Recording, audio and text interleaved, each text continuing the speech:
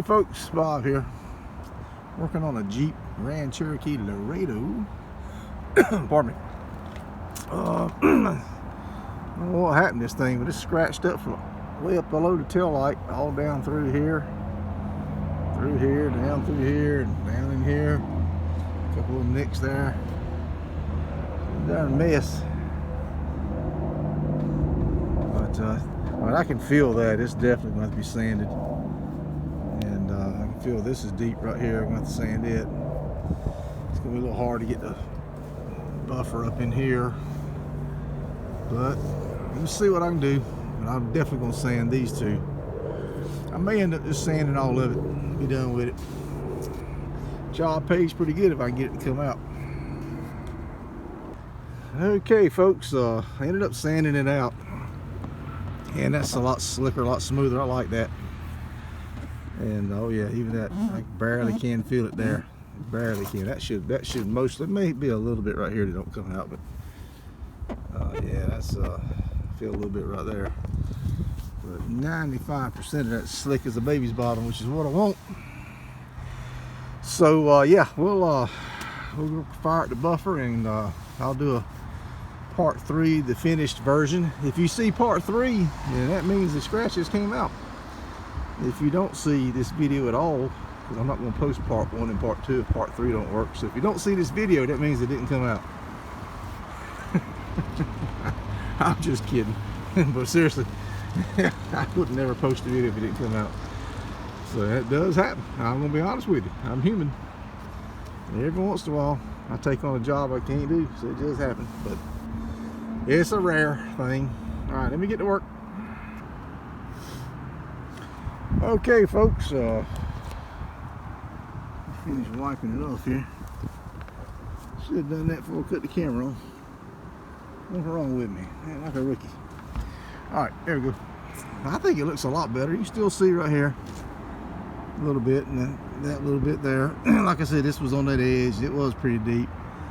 That there, from different angles, you can't see it. It's that actually came out good. Like right here, I can barely see right there. I don't know what you guys can see on the camera. Yeah, I can see it on the camera. But, I mean, it is faint. So all this up in here came out. I'll probably put a little touch-up paint, these little chips there. But yeah, that looks a lot better. So I'm satisfied with that. I've worked on it for about less than half an hour, and I'll probably charge him $100 on this job. Not bad. Not bad at all. We'll move on to the next car. Okay, folks, Bob here.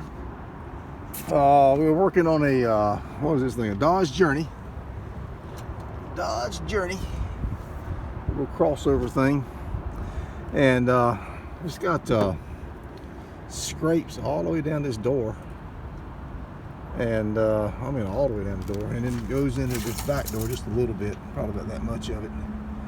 And there's a couple of miscellaneous scratches. So that's what's on this work order. Fixed the 2 right side doors. So we'll sand that off, and probably sand that, and I'll be back with you in a little bit. Okay, I sanded all this stuff out. A little bit right there I didn't sand out, but I think I can get that out. Pardon me. And I sanded these 3. Decided not to sand these here. They run across that pinstripe, and you got a molding up here and a pinstripe here. I mean, I'll try to get in there with a buffer. I'll probably put some tape across this, but them scratches may have to stay if it won't fit this pinstripe.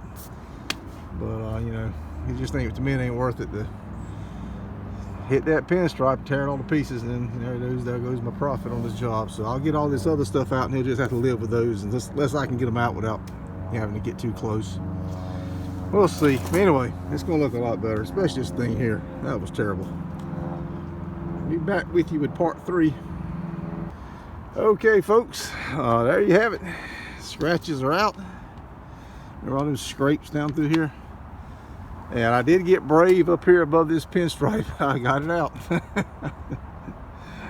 I tend to, what's that word? You under promise and over deliver. I've over the years, I used not to do that. I've gotten where I do that, but you know, Glad it came out. That's all I got to say. Let's leave it at that. So it looks good. Looks a whole lot better. I should be proud of this job. So good paying little job here. I think we'll get about 150 out of this car. All right, folks, take care.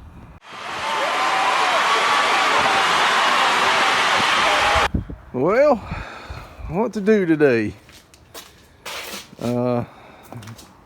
It's Saturday morning, and just walked out the shop. Just opened up the door. It's nice out here. Well, I say nice. It's probably about 38, and the wind's blowing a little bit. It has finally quit raining. My God, it has rained since early December. It just rained and rained and rained and rained. We're getting a 2-day break from the rain, and it's actually supposed to be up to about 40 today. I think about 45 tomorrow. It's not going to dry out. Project Scamp. I brought this car home in December, late December, after Christmas, it might have been early January, and I can't get it off the trailer. My two-wheel drive truck, I had to pull it in here. I wanted to back it back in there to unload it, and my two-wheel drive, by the time I had time to unload it, it had rained a bunch, and my two-wheel drive just dug holes in the yard. Just sitting here in the right smack dab in the middle of the backyard. The reason I can't unload it where it's at is the steering is locked up. I bought this car from the guy. He couldn't find the keys. He couldn't find the title. I'm like, come on, man.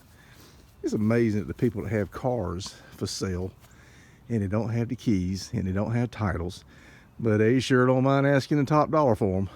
And your keys and title are kind of important. So anyway, the steering wheel's locked. I know how to do all that, but I wanted to do all that once I got it in the shop. I don't want to do it here on the trailer. Oh boy. So I kept thinking, well, the rain will stop, it'll drop in a few days, and I'll get off the trailer and back it down to where I want to back it and unload it. But it just never stopped. It just kept on raining and kept on raining, and it's going to need to, I think it went one day, I think it went 5 days without raining, and still the yard, I'd walk out there and water would come up under my feet. And it's just nuts how much rain we've got out here. If there's any snakes in the ground, they probably drown. Anyway, I think the old car is going to sit there for a little while longer, because we got, I think, the 10-day forecast got about 3 or 4 more days of rain coming, and it don't warm up enough in January and February to dry the ground out. Anyway, enough on Project Scamp. I got a guy coming to buy some parts from me, by the way, so kind of waiting on him. But on the Fury, I think what I'm going to do, we're real close to getting this thing started, and Lord have mercy, I got a leak in the roof. Look at that. So I got to fix that. Yeah, there's probably a lot of folks with leaky roofs.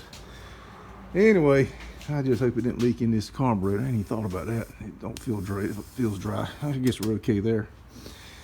I primed the motor when I had it on the stand. That's back in September. I installed the motor, you know, within a few weeks thereafter, Octoberish. And then I ran into all those problems with the fuel cell, and never got around to firing it up. And everybody said, well, you should just put a jug on it. And I'm like, well, that's just the time and all the messing with the engine. It's the less time I got to fix the fuel cell and all the other things. So I'm to that point now. I'm real close to firing up. So, but I'm wondering if I should reprime the engine. It's like I said, it's been set September, and it was showing 80 pounds of oil pressure, and I was spinning the motor over backwards and all that kind of stuff while I was priming with the priming rod. And I did the deal with the Volley Lube and all that. So should I reprime the engine, or should I just let it rip? But I think what I'm going to do today, I think I'll rebuild the carburetor. Not rebuild it, but take it apart and make sure it's not gummed up, because this carburetor has not run in over a year. And I bought new gaskets, just kind of clean it out, look her over, see what size jets she's got in it. Cause everybody's asking me, what jets you running? I have no clue. It's carburetor's on the engine when I bought it. I don't know the carburetor, I don't know the cam, and I don't know the torque converter stall. The only thing I really know is the weight and the rear end gear ratio.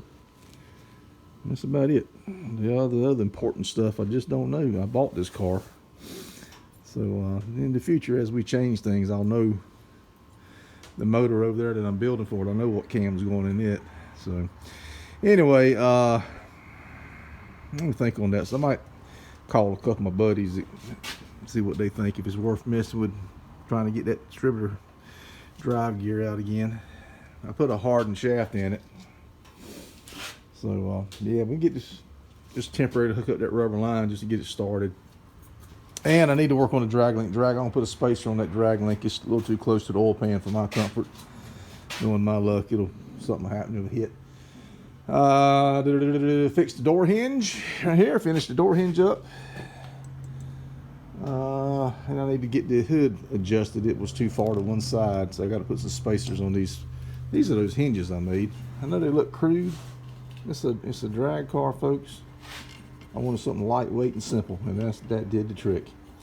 You won't see it when it's going down the track. You won't see it when the hood's up unless you look up under notice. So I'm pleased with that. It didn't cost me just a few bucks. Matter of fact, it didn't cost anything. I had this stuff in stock from it, left over from another project. So just, I guess whatever hardware I had to buy, $2 or $3 worth of hardware. And so that worked out good. I need to mount my hood pins. I can do that. Well, I might be able to do that this weekend. But I think I'm going to try to get this where she's ready to fire it. Because we got some 58, high 50s, low 60s coming. And that'd be a good day to fire it up and let it run for a little bit. So let's work on that today. All right, folks, I'll be back with you. Well, folks, it continues. I knew it would. This car is unreal. This stuff's happening to this car that I have never had happen in my life. And it's not little stuff. It's stuff that requires time to fix, and it's stupid stuff. So I go to pull the carburetor off this morning. Didn't even have it bolted down. I just simply set it on the intake manifold because I was mocking up the fuel line. That's all I did. I haven't leaned on the carburetor or nothing. It's been sitting on the engine for 2 months at least, maybe 3. Go to pull the thing off, and I noticed this ear here stayed with the intake. I said, it won't bolt it down, just simply sitting on the studs. It broke clean off, and I just simply pulled up on it. Folks, I have pulled off 500 carburetors in my day. I've pulled this one off 7 or 8 times.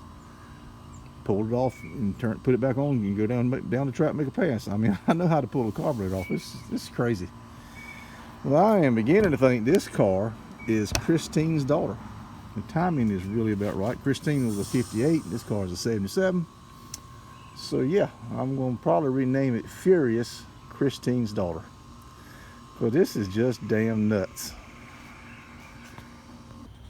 Well, I think we found out why that mounting there broke off. I'm trying to put just a base on it, and it don't want to go down without being forced. It's hitting right here on this edge, clear as a bell, and it's hitting right there.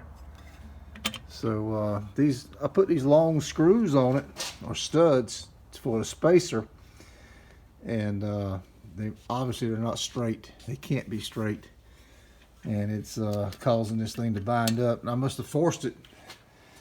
And when I put the thing on, and that's, even though I didn't bolt it down, that's why I don't understand. I didn't bolt it down. Didn't think I forced it that bad, but I must have.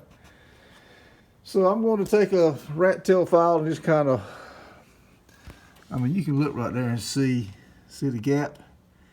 Yeah, it's touching on this side, so it's clearly the stud's not. It's probably because the manifold probably wasn't drilled straight, be my guess, or maybe the stud's bent, who knows, but it's hitting, both sides is hitting right here in this front corner, and that one's hitting in the front. All of them are hitting in the front corner, so we'll get the rat tail file out and make some adjustments.